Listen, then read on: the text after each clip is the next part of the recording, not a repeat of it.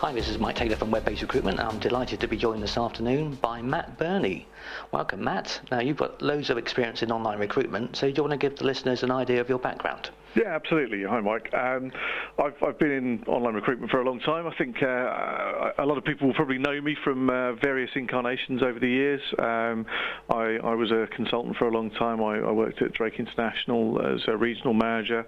Prior to that, I was with Blue Arrow for quite some time.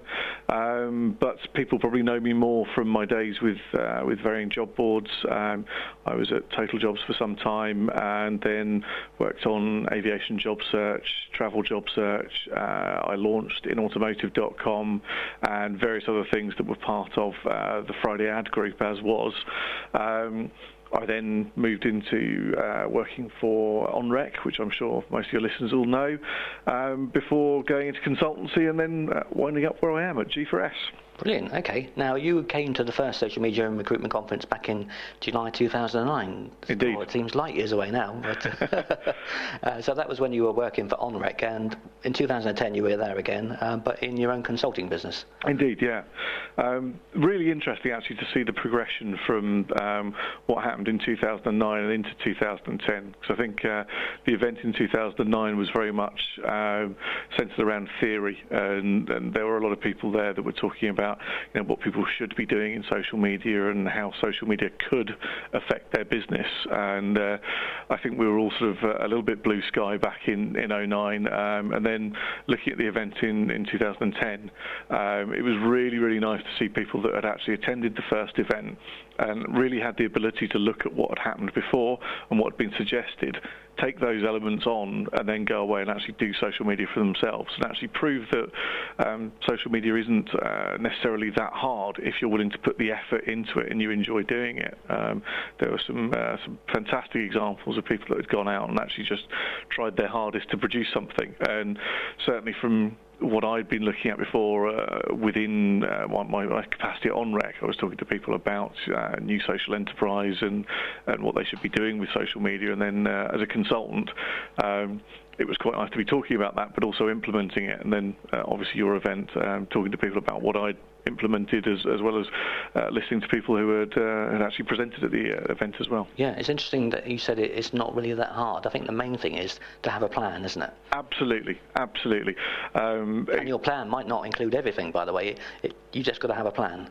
Yeah, I think it's incredibly easy for people to run off and charge bullet a gate at social media. Particularly in the social recruiting sphere. There's this sort of, or rather there was, I hope it's not still going on, there was a bit of a rush for the world and his dog to create a Facebook page and to get a Twitter page and to some extent get a MySpace page and get a LinkedIn group and get everything. But actually, if you don't know what you're doing with any of it and you don't actually have a goal for it, then it doesn't really achieve a whole hell of a lot.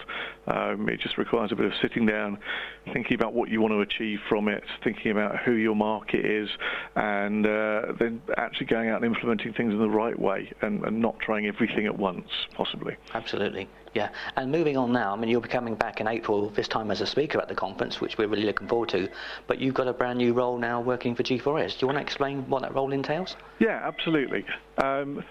Basically, I started working for G4S in July of 2010. I joined with Colin Minto. A few people in the industry will probably know Colin. He was former technical director of the REC, latterly MD of Brain Hunter in the UK and various other businesses as well. Colin came on board to actually drive a technical project to build a new corporate careers centre using multiple ATS technology and various other things. Extremely innovative project that's required a hell of a lot over the last 12 months of his time and time of both our suppliers and people internally. Colin was very, very aware that in order to make that delivered in the right kind of way and to make sure that it talks to the right audience, and that he needed to understand social media better. They needed to have a robust social recruiting strategy in place and a really joined up plan of what they were going to be doing through social channels. So Colin asked me if I knew anybody who might be interested, and I said, yes, me. So since I've joined, it's really been very much a bit of a learning curve for the business. G4S, as a general rule, has not actually engaged in anything through social media for varying reasons, some of which I'm going to run through in my presentation on the day. It's a company that perhaps has recruited in a very traditional manner for a very long time. So in essence, what my job has been in the early stages has been to come on board and really prove concept. So to actually try and recruit through social channels to prove whether they work or indeed don't work in some cases. And it's not just the UK, I understand. It's actually on a global basis? Absolutely, yeah. I mean, G4S as a business, we employ 620,000 plus people worldwide.